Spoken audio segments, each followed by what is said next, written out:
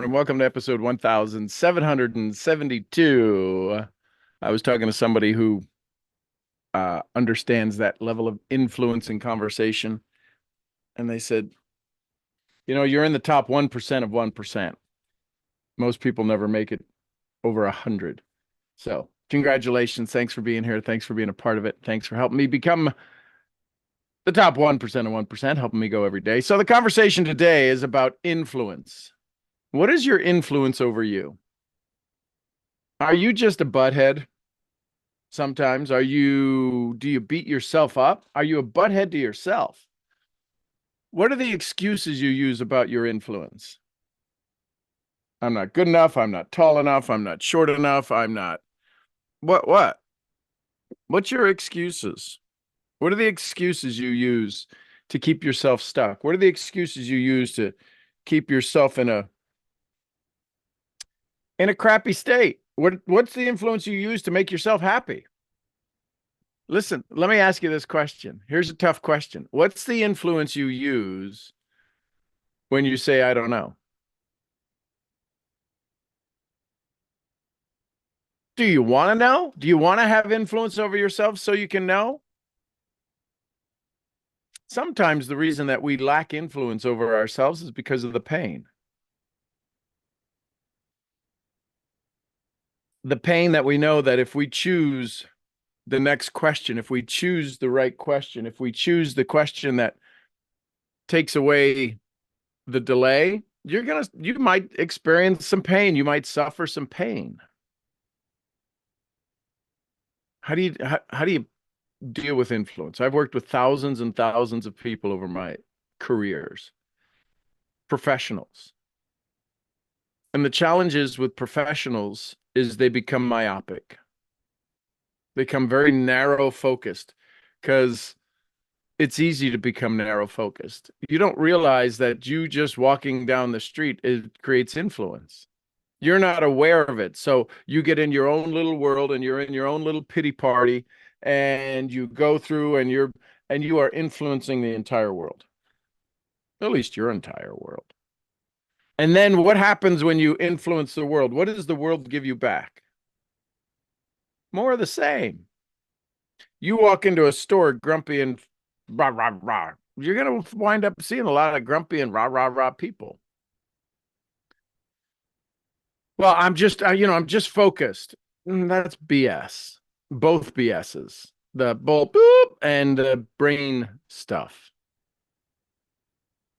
What does it mean to have influence over yourself? To say you're going to get up at 5 a.m., you get up at 5 a.m. To say that you're going to um, listen better with your significant other, you're going to listen better. To say you're going to serve and support and not have an ego. A lot of times influence is kept from us because of our ego.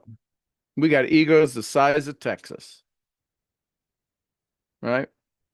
We probably should say Alaska because if Alaska cut itself in half, it would still be Texas would be the third largest state. I I heard that from an Alaskan. The question is that you are doing everything. Dr. Shad Helmstetter, the Self-Talk Institute, says that everything you've heard, everything you've said, everything you've thought has been recorded in your brain. That which you repeat on a regular basis becomes permanent. So now the question is this: what are you repeating on a permanent basis? 80,000 thoughts a day, 70,000, 60 to 70,000 thoughts a day. 80% of those are repetitive. So 60,000 thoughts, 48,000 thoughts, something like that. You can do the math. 40,000 thoughts are repetitive, the same thoughts from yesterday. Are they influencing you? Is your self-talk influencing you? Is your self-emotions influencing you? And you think reading a book is going to change that.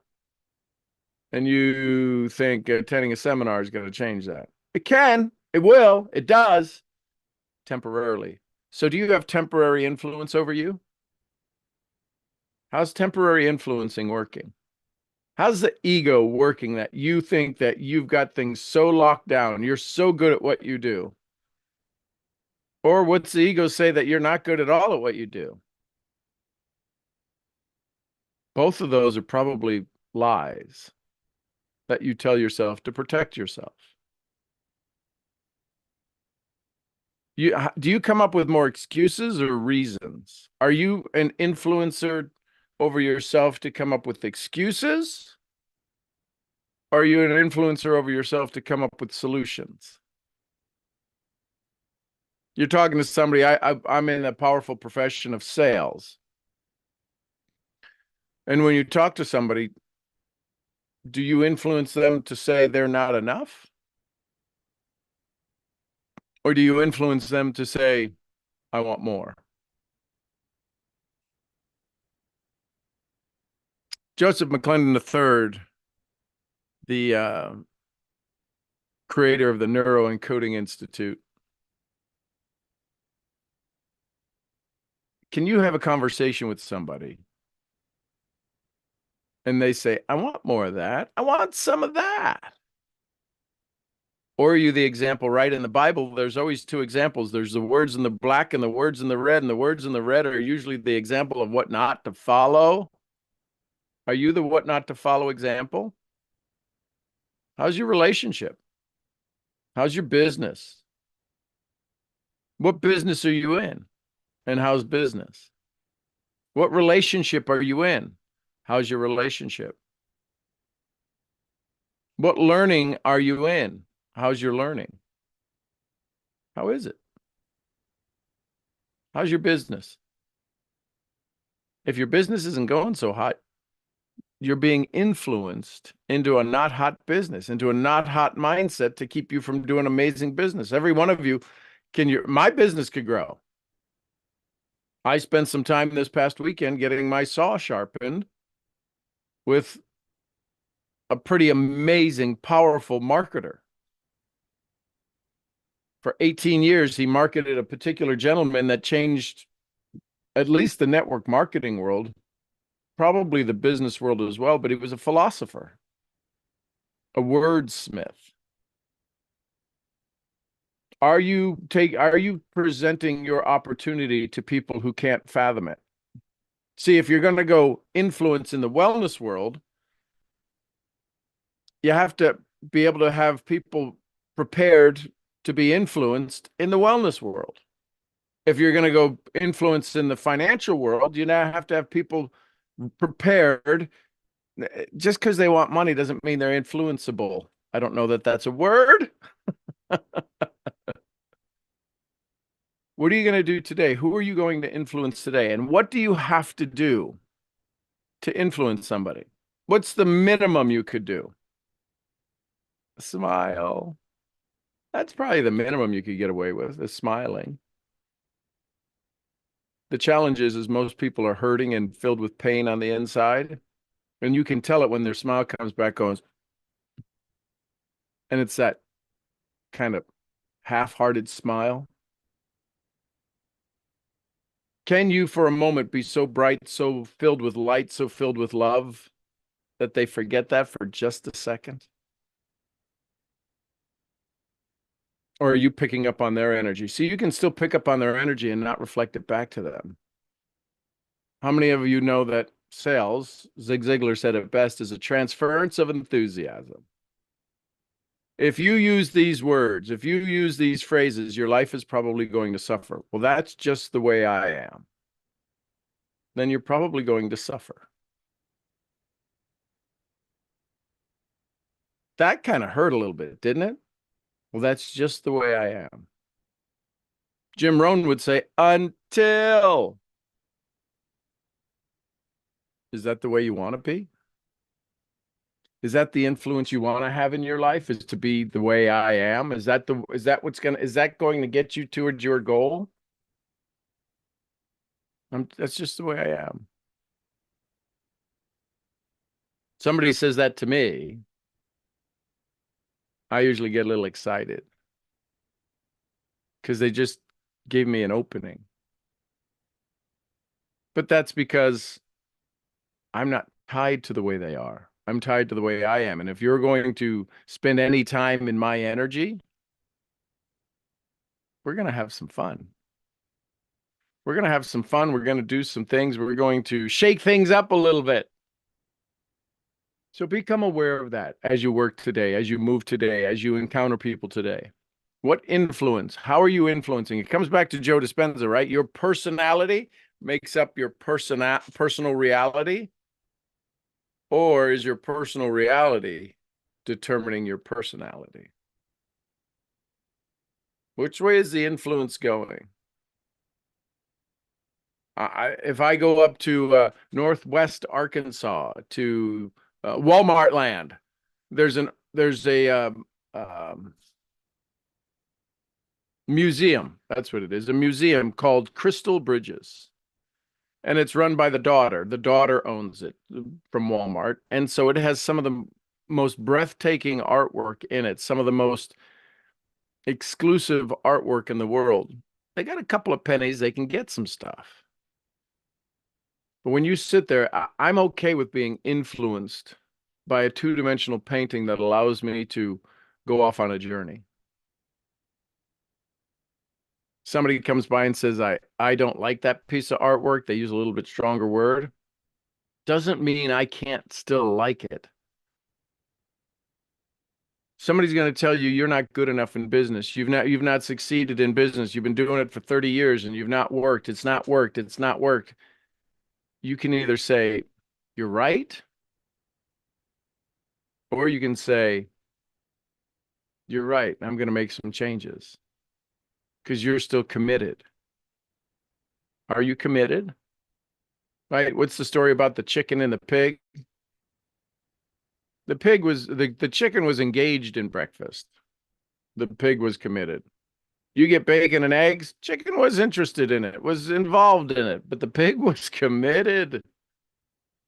Are you committed? Does your influence allow you to burn the bridges for yourself? We all hear it, burn the bridges, burn the bridges, burn the bridges. No turning back. Don't have a plan B, C, D, E, F. Make your damn plan A work. Do you have enough influence over yourself to get to work, to dig in, to do the good work? Sending out thank you, sending out gratitude, doing your gratitude blessings every day, reading it over and over. Wallace D. Waddle says it's not about doing certain things, it's about doing things in a certain way. And that's influence.